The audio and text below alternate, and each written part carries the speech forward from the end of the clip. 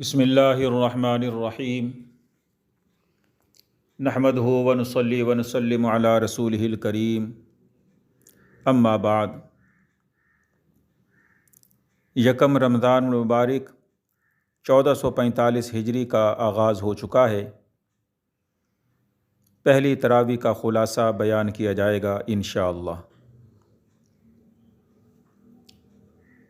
دوست اور دشمن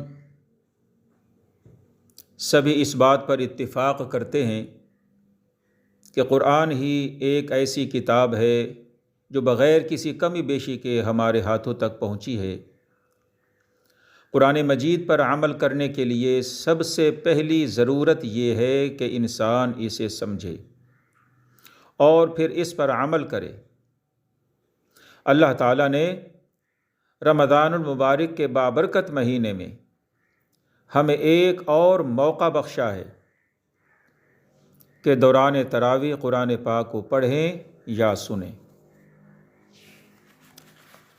قرآن کریم سورۃ فاتحہ اور 30 پاروں کے مجموعے کا نام ہے۔ فاتحہ فتح سے ہے۔ فتح کا معنی کھولنا ہے۔ چونکہ اس سورت سے قرآن کریم کو کھولا جا رہا ہے، اس لیے اس سورت کا نام سورۃ فاتحہ ہے۔ اس سورت کا ایک مشہور نام ام الکتاب ام القرآن بھی ہے، یعنی قرآن کریم کا خلاصہ۔ قرآن کریم میں 6 مضامین کو تفصیل کے ساتھ بیان فرمایا ہے: توحید، رسالت، قیامت، احکام، ماننے والے، نہ ماننے والے۔ الحمدللہ رات تراویح میں پہلے سوا پارے کی تلاوت کی گئی، یعنی سورۃ فاتحہ اور سورۃ بقرہ کی 176 آیات۔ سورۃ فاتحہ کو عوام الحمد شریف بھی کہتے ہیں۔ یہ مکی سورت ہے جس کی 7 آیات ہیں۔ یہ سورت اگرچہ سب سے پہلے نازل نہیں ہوئی، لیکن قرآن مجید کی کتابی سورت میں سب سے پہلے یہ سورت فاتحہ ہے۔ اس سورت کا آغاز اللہ تعالیٰ کی حمد سے ہوتا ہے۔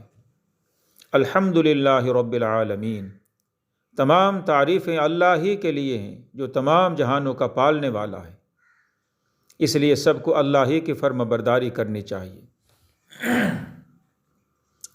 جو بھی اللہ نے حکم دیا ہے اس پر عمل کریں، جس کام سے روک دیا ہے اس کو چھوڑ دیں۔ ایسا کرنے سے ہماری سب پریشانیاں دور ہو جائیں گی۔ سورۃ فاتحہ ایک دعا ہے جو اللہ تعالیٰ نے ان انسانوں کو سکھائی ہے جو اس کتاب کا مطالعہ شروع کرتے ہیں، یعنی سورۃ فاتحہ بندے کی جانب سے اللہ تعالیٰ کے حضور میں ایک دعا ہے، اور بقیہ سارا قرآن اس دعا کا جواب ہے۔ بندہ دعا کرتا ہے کہ اے میرے پروردگار میری رہنمائی فرما، اور اللہ تعالیٰ دعا کے جواب میں یہ پوری کتاب اس کو عطا فرماتا ہے کہ لے، یہ ہے وہ ہدایت جس کی تو نے مجھ سے درخواست کی ہے۔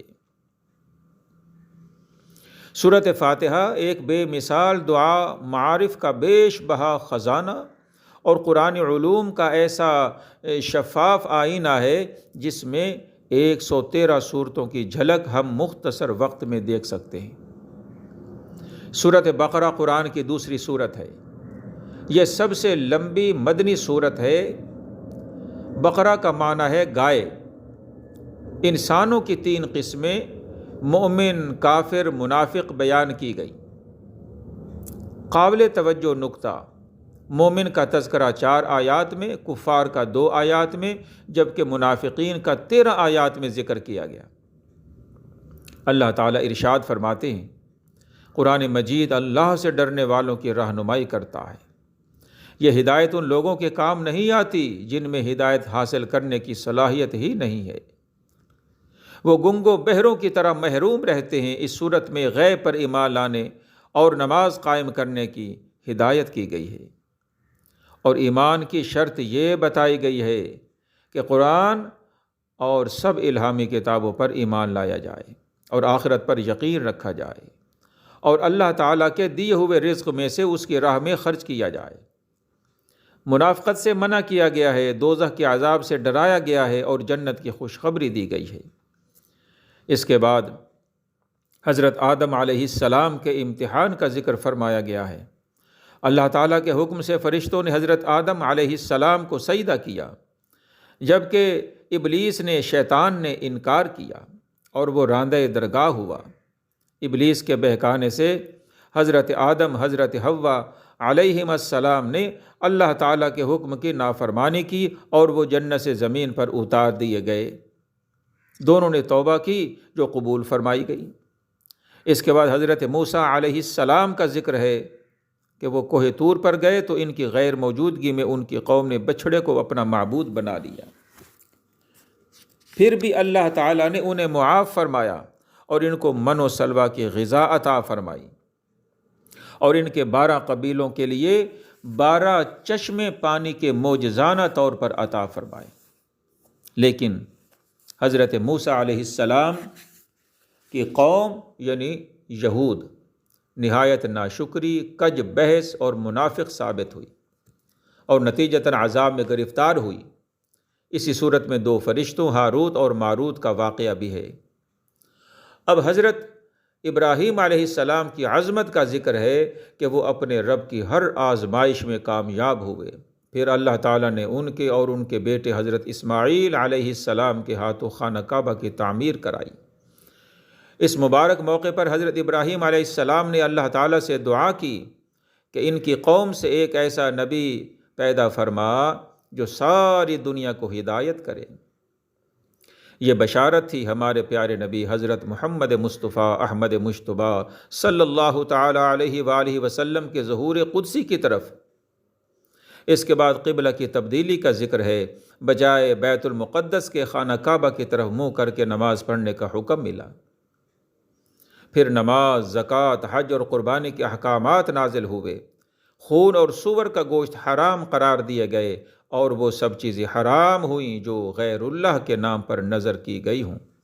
وآخر دعوانا ان الحمد للہ رب العالمین۔